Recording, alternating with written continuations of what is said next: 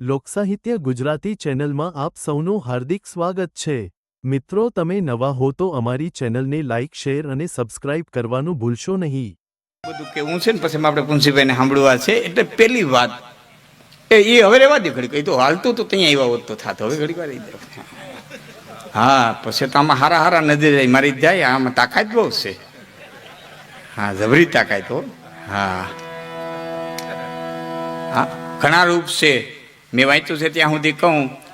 એક કમળ માથે બેઠી, 18 હાથ છે, 18 હાથની માલિક હથિયાર ધારણ કર્યા છે, કૃતિકા નક્ષત્રની બીજ ધારણ કરી છે, એને આદિ નારાયણી કહેવામાં આવે છે। કોઈ દી આવતી નથી, કોઈ દી જાતી નથી। એક વખત મહિષાસુરને મારવા માટે થઈને આવી, પછી કોઈ દી નથી આવી કે કોઈ દી નથી ગઈ, એને મહાલક્ષ્મી કહેવામાં આવે।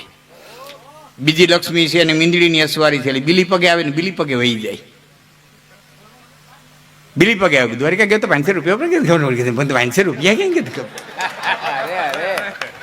ના તો 500 વપરાઈ ગયા, એ બીલી પગે આવે ને બીલી પગે વહી જાય। હા, ત્રીજા લક્ષ્મી છે ને ઘોડની અસવારી છે। ઘોડ છે એવું પ્રાણી, જનાવર પ્રાણી નો કહેવાય પણ પંખી, ઘોડ છે એવું પંખી છે કે એને દિવસનું હુજે નહીં, દિવસનું હુજે નહીં, એટલે રાતે જ આવે। એ લક્ષ્મી છે ને રાતે જ આવે, રાતે જાય, પણ હોટલું જાય, કલબુમ જાય, જ્યાંની જ્યાં જાતી હોય ત્યાં જાય, પણ રાતે આવે ને રાતે જાય। અને બીજું એક તમારા પ્રશ્નનું સમાધાન કરી દઉં। ઘણી વખત તમને થતું કે ફલાણા ત્યાં બધું હોવું ન જોઈએ ને આમદાની કેમ આવે, તો માનવું કંઈક ઘોડું દીનું નીકળ્યું છે, એ આંધળું ગમે ત્યાં ખરી ગયું સાનમોનું। હા, તો માનવાનું કે આ ઘોડ દીનું, આખું ગામ એમ કેતું હોય કે અહીંયા હોવું ન જોઈએ, અને જો ત્યાં હોય તો માનવાનું ઘોડ ઘીર્યું।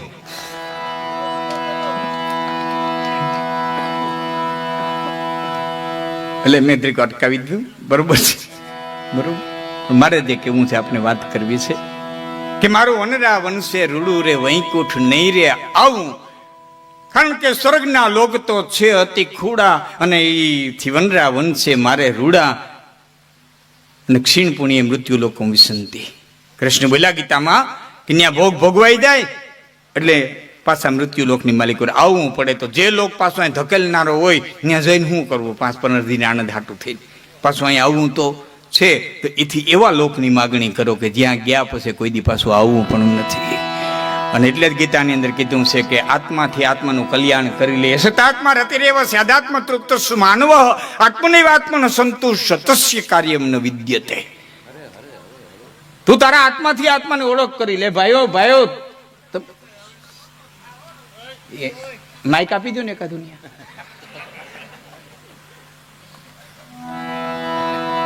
આત્મા રતિરેવ સ્યાદાત્મા તૃપ્ત સુમાનો, આત્માથી આત્મા। ભજનોમાં પોતાનો નિજ ઘરની વાત કરી, સ્વસ્વરૂપની વાત કરી, ભજનોમાં બધા શબ્દો આવે છે એની રીતે, પણ કૃષ્ણ કે સતાત્મા રતિરેવ સ્યાદાત્મા તૃપ્ત સુમાનો, આત્માથી જ આત્માનું તૃપ્ત કરી લે, આત્માને ઓળખા વિના રે ભવના ફેરા નહીં તો મટે। ફક્ત તારા આત્માનું કલ્યાણ કરી લે, બાકી બીજું કોઈ તારું અહીં કાંઈ છે નહીં, કારું ત્યાં છે ને, ફક્ત વ્યવહાર છે, ફક્ત વ્યવહાર વ્યવહાર છે। હા, એક કડી કહું છે તો પિક્ચરના ફિલ્મના ઓલાની પણ એની માલિકો જે શબ્દો મૂક્યા છે એની મને જે આનંદ છે સાંભળજો। હો ગામ સિંહા સામન તેરે फिर भी न तू बच पाएगा। તારા અમે સાક્ષાત દેવતા આવીને ઉભો છે, પેગમ્બર આવીને ઉભો છે, તો મોત તને મૂકશે નહીં। અને હવે સાંભળજો, તેરા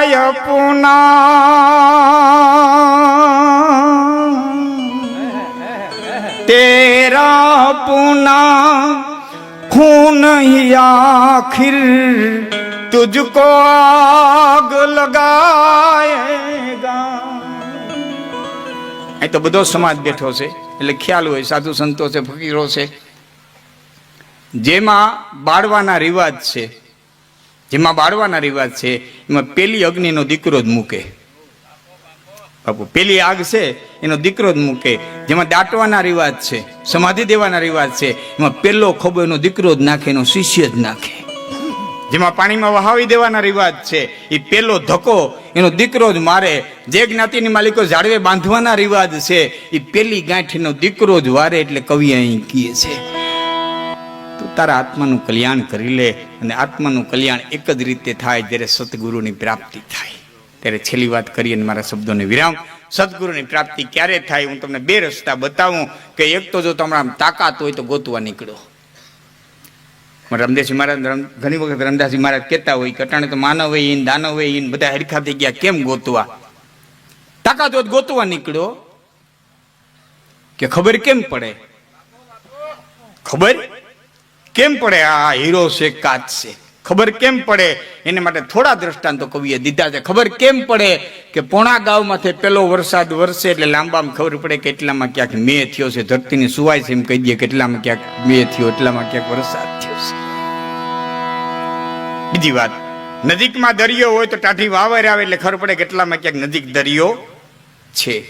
ત્રીજી વાત, કોઈ ગાડીમાંથી નીકળો ને અણીનું ઝાડવું ખીલ્યું હોય તો ખબર પડે કે એટલામાં ક્યાંક અણીનું ઝાડવું ખીલ્યું છે. ને સુગંધ એમ કહેते કે એટલામાં ક્યાંક અણી ખીલી છે. અને હાવ હેલું દ્રષ્ટાંત હોય તો બે ખેતરવા ઉપર કોકે રોંઢાનો ચા કરીને ભૂકી માણી ગામ નાખી હોય તો હેઠે ત્રણ ખેતરવા ખબર પડે કે ઉપર કોકે સા કર્યો. સુગંધ કહી દઈએ, પવન કહી દઈએ. જેના આશ્રમમાં જાતા, જેના સાનિધ્યમાં જાતા એની સુગંધ એમ કહે તો માની લો આમાં કઈક તત્વ છે. જેમ લાકડી પડે એમ ચરણની માલિક પર પડી જાય. એક રસ્તો ગોતવા નીકળો, ગોતવાની તેવડ ન હોય, મળે એમ ન હોય, ગોતવા જવાની શક્તિ ન હોય તો બીજું રસ્તો કવિઓએ કીધો છે, જ્ઞાનીઓએ કીધું છે, વિદ્વાનોએ કીધું છે કે રામ નામની માળા લઈને બેહી જાવ અને માળા કરતા કરતા કરતા કરતા તમારો આત્મા એક દિવસ એટલો શુદ્ધ થઈ જાય કે એવો ખાલીપો ભરવા માટે થઈને એવો ગુરુ ગોતતો ગોતતો તમારે આંગણે આવશે, ભરવા માટે થઈને તમારે આંગણે આવશે. આવે ને આવવું પડે. હા, મને બહુ સરસ દાનમાં મેં વાત કરી, બહુ સારી વાત કરી કે પેલા ગંગાજી ઘણા કુવામાં નીકળતા. બધાના આમાં ગલઢાવના બધાના અનુભવ છે બાપુ. ગંગાજી કુવામાં નીકળતા, ગામ સ્નાન કરતું, કોઈ કોરા કુવા હોય એમાં ગંગાજી નીકળતા. શું કરવા? અસ્તિત્વને ખબર હતી કે આ ગરીબ માણસ છે ને ગંગા સુધી પહોંચી હગે એમ નથી, અશક્ત છે ને ગંગા સુધી પહોંચી હગે એમ નથી. એટલે ગંગાજી પોતે પધારતા કુવામાં, આખા ગામને સ્નાન કરાવતું. હવે ગંગાજીને ખબર છે ગમે એમ કરીને ગારિયા નાખીને પહોંચી જવાનો છે એટલે હવે ગંગા નીકળતા બંધ થઈ ગયા. હા, અસ્તિત્વ છે એ બધું પૂરું પાડી દઈએ, બધું પૂરું પાડી દઈએ.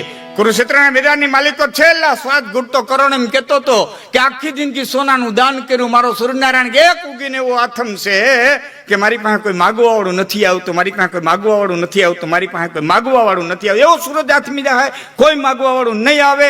અંતરની આતે સતી અખિલ બ્રહ્માંડનો માલિક આવીને ઉભો રહ્યો. પછી તો મોઢાની રેખની લાંબી વાત છે, હું કરવા નથી માંગતો.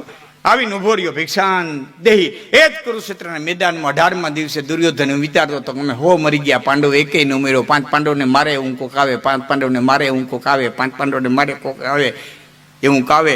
અને અસ્વસ્થામાં આવીને ઉભો રહ્યો. અહીં તો જેવું વિચારો ને એવા બનો, અસ્તિત્વ બેય પૂરું પાડી દે. એટલે કવિઓ કીધું સતત સત્સંગ કરો જેથી નબળું ન વિચારાય જાય, નબળું ન આવી જાય. હા, સતત સ્મરણ કરો, સતત સત્સંગ કરો જેથી નબળું વિચારાય ને. વેળા નથી બાયું કે ભાઈ વેળા કવેળાનું બોલાય નહીં, કોઈ ખાતું થઈને ઊભું રહીએ. માટે સતત સત્સંગ કરો. અને સત્સંગનું પહેલું પગથિયું હોય એ પ્રથમ ભક્તિ સંતન કર સંગા, અને દૂસરી રતિ મમ કથાએ પ્રસંગા. પ્રથમ ભક્તિ સંતન કર સંગા, પેલો સંગ એ સંતનો છે, પછી સત્સંગ, પછી ધન દોલત પૈસો આની જરૂર છે. એટલે હું કહેતો તો ધાન ધનાધિક સાખર સંપત, આ જગ બીચ પડા રહનારા. હે ભગવતી, મારું ધાન ધન દોલત પૈસો બધું આ જગતની માલિક પર પડ્યું રહે. લાખન આત્મ એક દિને તજીત. આ ચારણ એમ કે છે કે આત્મા છે આંક લુરા સમજાવન હારા.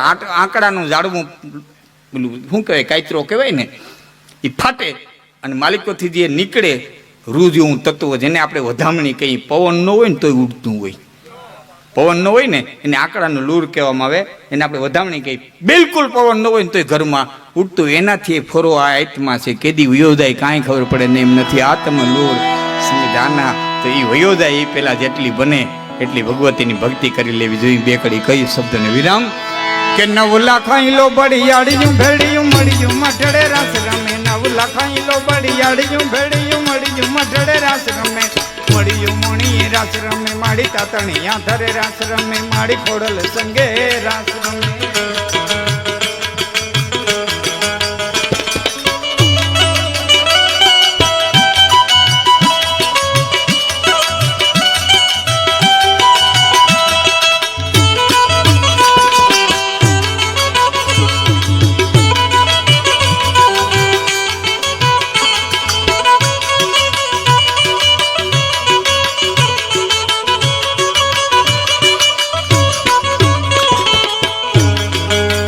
ભોગાતની ધરતી ઉપર ભોગાત ગામમાં તારીખ 8/5/2022ના રોજ માં ભગવતી માં આવડના મંદિરની પ્રાણ પ્રતિષ્ઠા મહોત્સવ છે.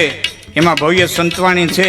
એમાં રામદાસ બાપુ ગોંડલિયા, લાખણસિંહ ગઢવી અને મહેશદાન ગઢવી એમાં ભાગ લે છે. તો આપ સર્વને ત્યાં વધારવા માટે થઈને જાહેર આમંત્રણ આપવામાં આવે છે અને એ આમંત્રણને તાલી પાડીને વધાવી લ્યો. ढिकाड़ी कंबड़ियों लाल धबड़ियों फूल छाबड़ियों सिर परे हये हेम हंसड़ियों माने कमटियों माड़ी मोतिया जड़ियों तेज जरे पगन पुर कन लकांबियों सोबियों हेमनी पोतियों हाथ परे नौ लखाई लो बड़ी जाड़ियों नौ लखाई लो बड़ी जाड़ियों भेड़ियों मड़ियों मठड़े रास रमे माड़ी मड़ी जो मोणी रास रमे तातणिया धरे रास रमे मारी विंजवा हण संग रास रमे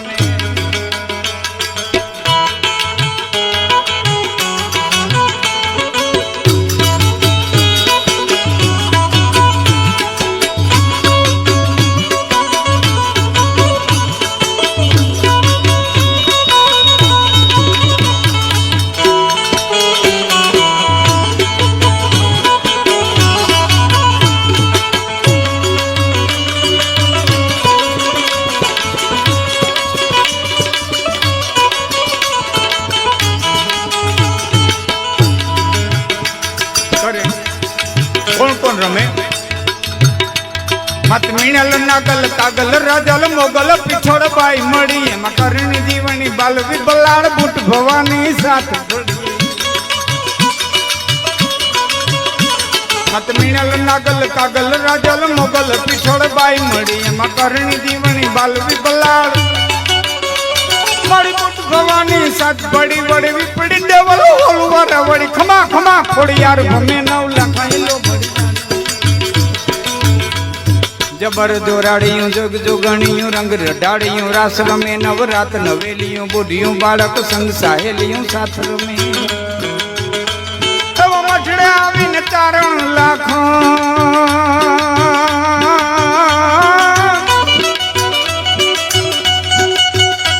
तब मठड़े आवीने तारण लाखन सोनल माने पाई नमे नौ लखाई लो बड़ी जाड़ियों नौ लखाई लो बड़ी जाड़ियों भेड़ियों मड़ियों मठड़े रास रमे माड़ी मड़ियों मोणी रास रमे माड़ी